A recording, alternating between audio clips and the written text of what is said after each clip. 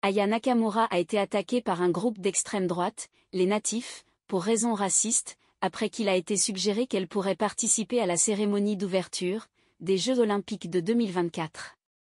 Aya Nakamura serait pressentie par Emmanuel Macron pour se produire lors de la cérémonie.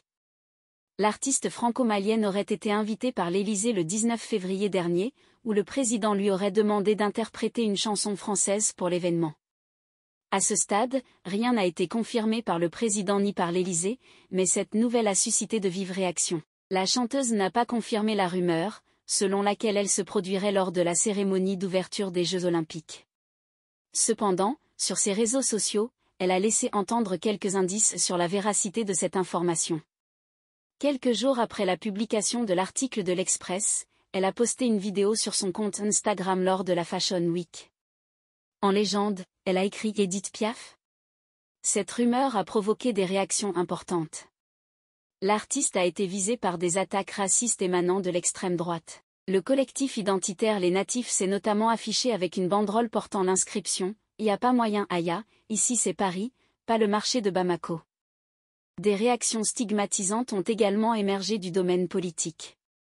Lors d'un meeting Reconquête, des huées ont éclaté à l'évocation du nom de la chanteuse. Éric Zemmour a également déclaré ironiquement « ça fait réfléchir », se moquant des fautes d'orthographe de la chanteuse.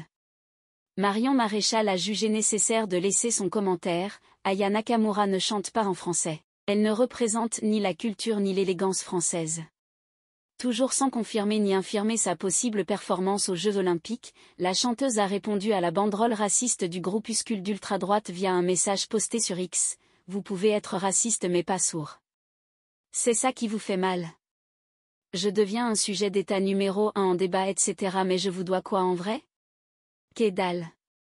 Ces attaques ont provoqué des réactions de soutien dans le monde politique. Le comité d'organisation des Jeux de Paris a déclaré « Nous avons été très choqués par les attaques racistes, visant Aya Nakamura ces derniers jours.